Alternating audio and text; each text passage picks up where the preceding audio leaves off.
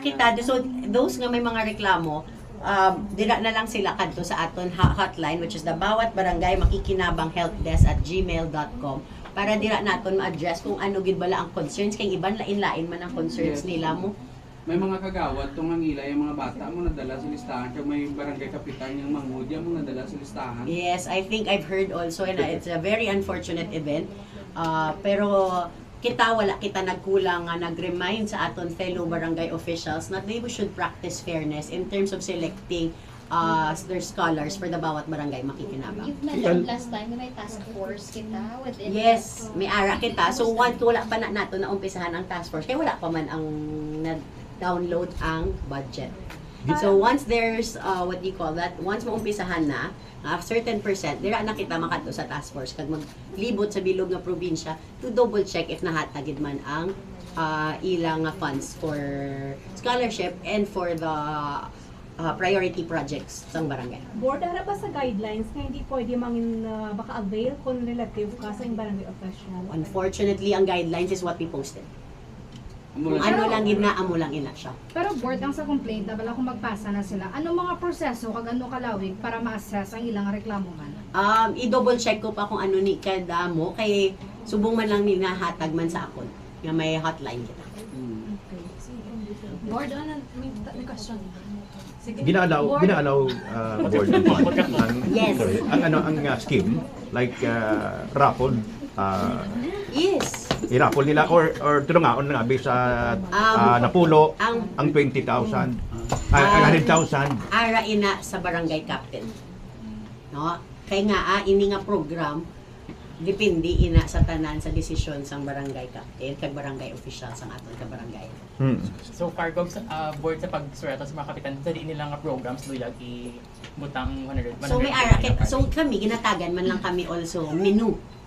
Mas pili ka lang kung ano ang imo pililian nga mga priority project. So may ara kita laptop, printer, and projector or tents and monoblocks.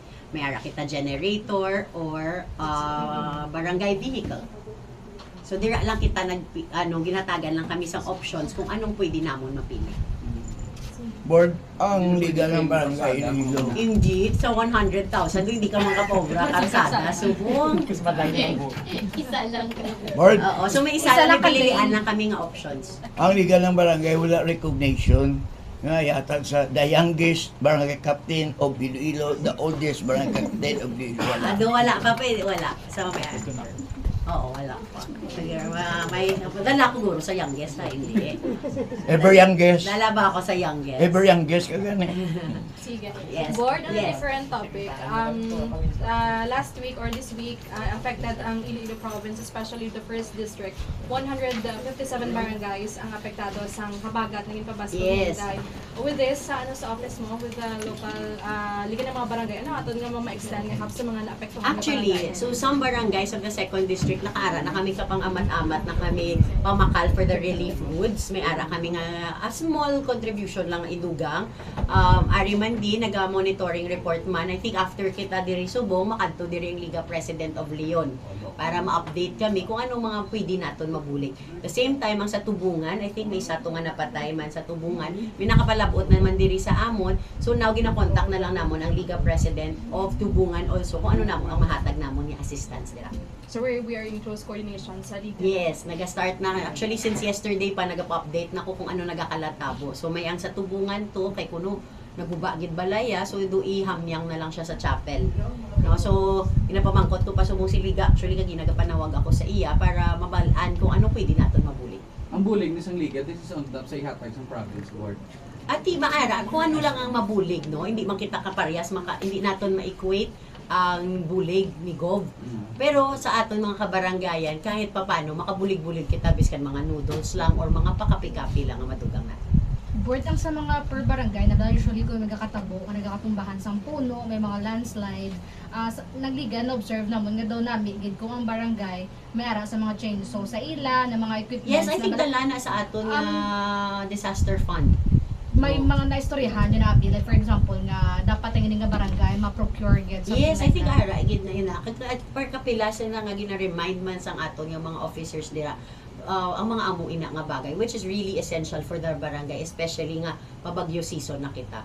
No, sa aton diri dapat may mga generator na, chainsaw, mga amo ina nga very essential gid na, especially sa barangay. Ang akon barangay amo man ang gina-prepare. Subong kay I mean actually sang nagpungko ako amo gid na ang mga first mo nga i-purchase sa disaster fund. Last na lang go, board, Ano your, ba?